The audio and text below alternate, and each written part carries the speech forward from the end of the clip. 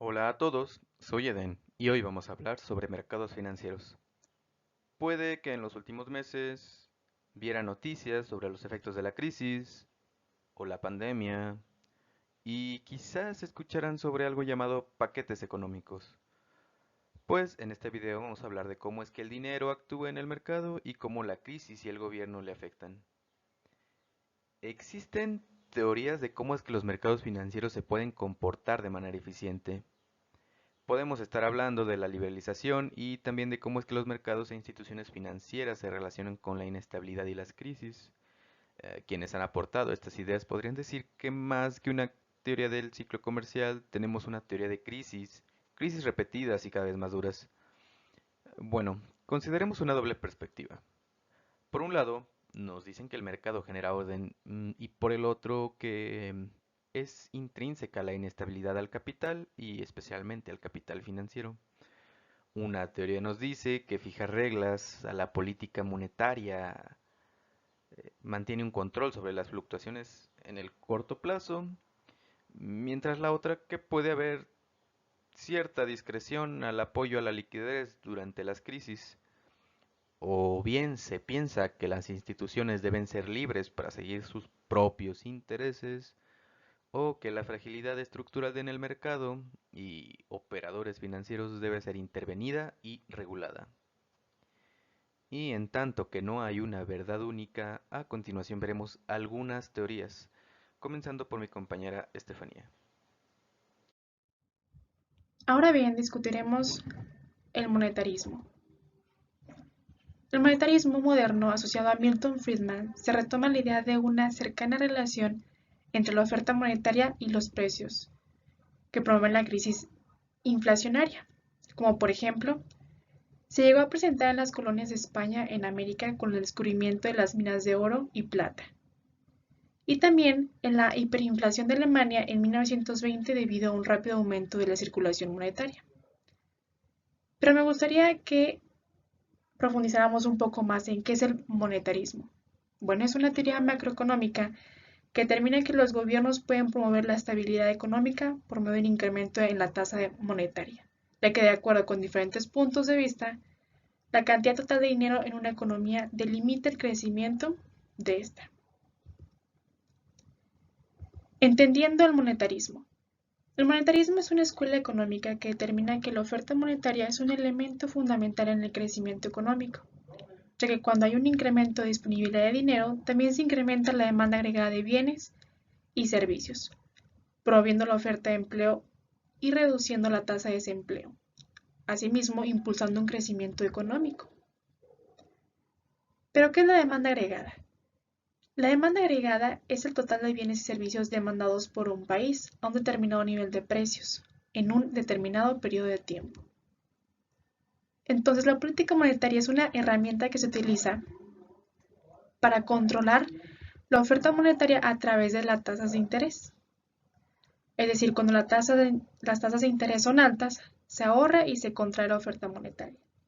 Pero cuando las tasas de interés son bajas, se incrementan los préstamos y se gastan más estimulando la economía. Milton Friedman y el monetarismo.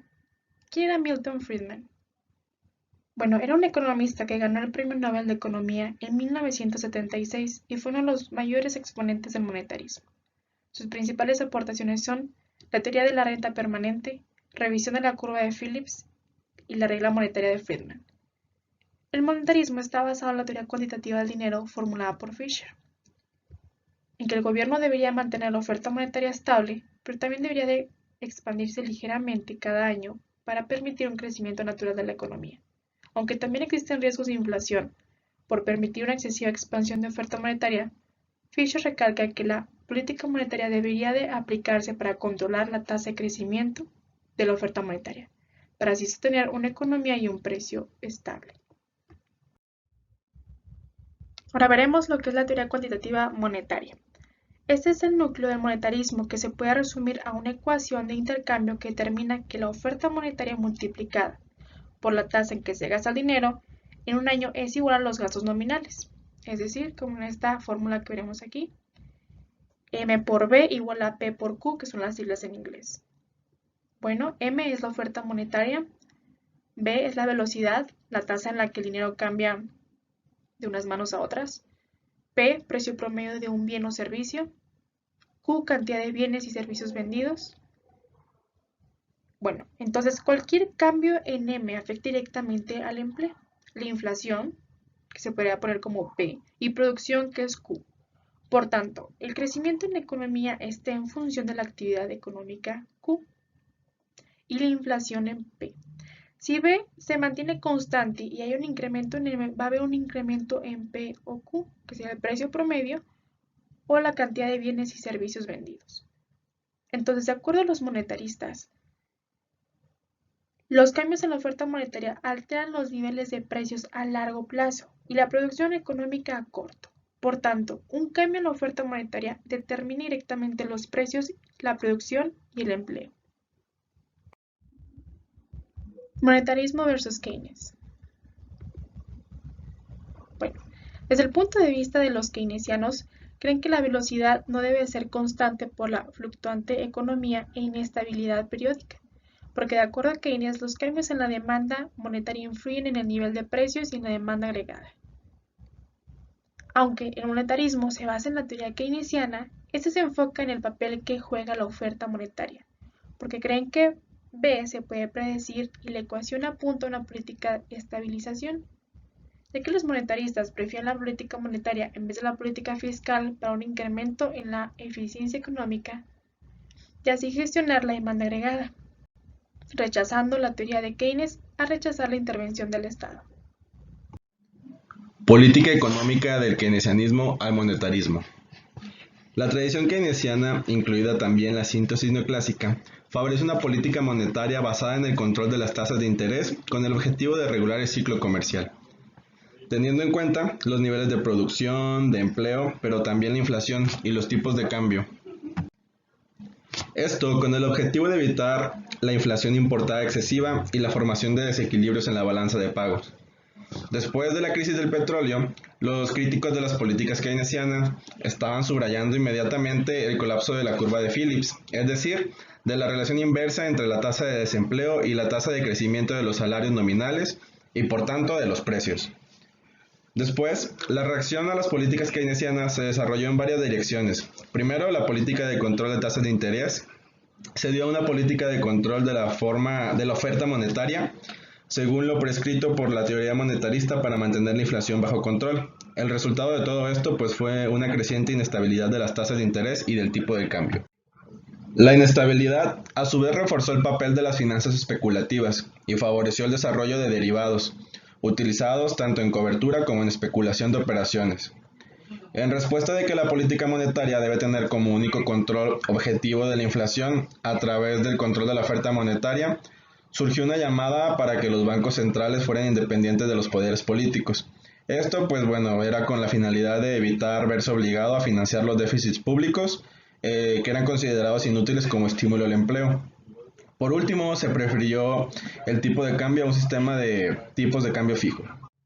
La teoría de los mercados financieros eficientes.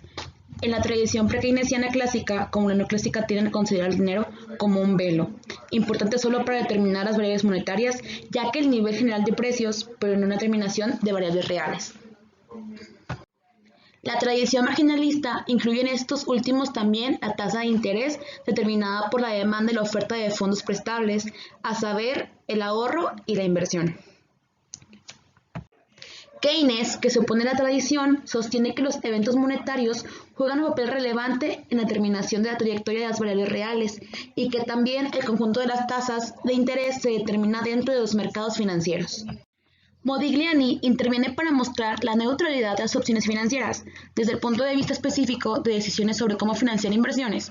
Según ese teorema, en las condiciones de competencia perfecta junto con las normativas y neutralidad fiscal perfecta, prevención por parte de los empresarios y también la suposición de que los gerentes actúen este interés de los accionistas.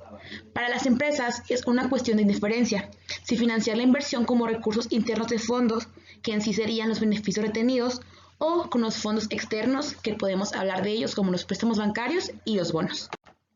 El teorema de Modigliani-Miller muestra en sí, entre otras cosas, que maximizar el valor de dos acciones equivale a maximizar las ganancias.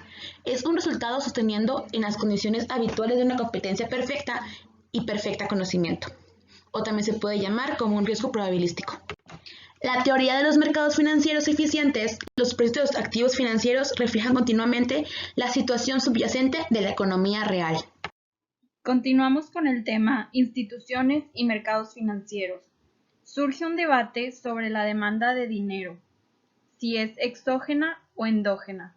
Esta pregunta viene desde a qué se refiere por dinero, desde la moneda legal hasta la inclusión de todos los instrumentos de pago.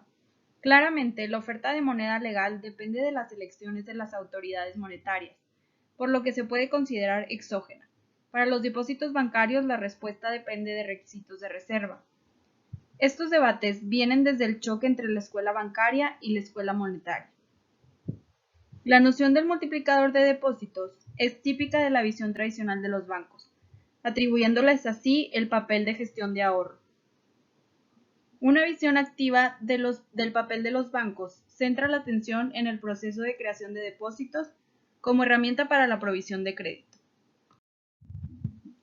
Keynes, con la teoría general, agregó la demanda especulativa del dinero. En sí fue más la preferencia por la liquidez, atribuyéndole un papel central para la economía. La teoría de Keynes está conectada con sus puntos de vista sobre la incertidumbre, y según él, siempre nos enfrentamos a la incertidumbre, pero con diferentes grados de confianza en nuestra situación. Por lo que tenemos así la teoría de los mercados financieros, basada en una perspectiva de corto plazo y especulación. Friedman agrupa demanda de dinero, vivienda y capital humano en un mismo problema de elección de cartera. Ahora toca el turno de hablar sobre la teoría keynesiana de los mercados financieros. Hyman Minsky.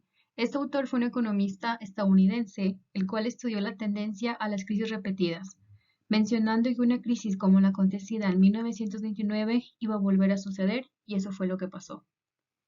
Este autor brindó una considerable contribución al analizar el mecanismo de una economía capitalista y mencionar su inestabilidad característica y la tendencia a las crisis repetidas. Por ello, indicó las líneas de políticas para evitar las crisis y lograr el pleno empleo, el cual lo planteaba como un objetivo fundamental. Algunos de los puntos que aborda Minsky es que le atribuye un papel básico a la incertidumbre, así como también explica que la economía es como un sistema de flujos activos y pasivos hacia y desde los diversos agentes. Ahora toca hablar sobre el capitalismo como gestor del dinero. Para esta parte de nuestra presentación hablemos sobre quién fue Minsky y su publicación de 1990, que en un ensayo con honor a Sailus y Schumpeter. En este ensayo, Minsky hablaba sobre las finanzas y sobre los estudios económicos avanzados. Aquí señaló sobre el capitalismo comercial, financiero y de gestión van seguidos de una etapa como gestor del dinero. El crecimiento económico en los años 50 y 60 generó un aumento de riqueza y dentro de ella la proporción de activos financieros. Ya entrando un poquito más en materia, que él explicaba sobre el desarrollo que se vio favorecido a la privatización de una parte de la inversión pública. Estos pudieron haber sido fondos de pensiones, seguros, y salud. Que Minsky también entendía el objetivo como que los beneficios para tener un precio activo, que él hablaba sobre cómo los inversionistas o empresarios tenían que tener, por lo tanto, mayores direcciones para poder llevar su trabajo a un mejor lugar. Que hablaba también sobre que los flujos de ingresos resultantes frenaban a la economía por las variaciones de los precios de los activos financieros, que esto quiere decir que una mala relación entre los proveedores y los empresarios generaban una economía ineficiente.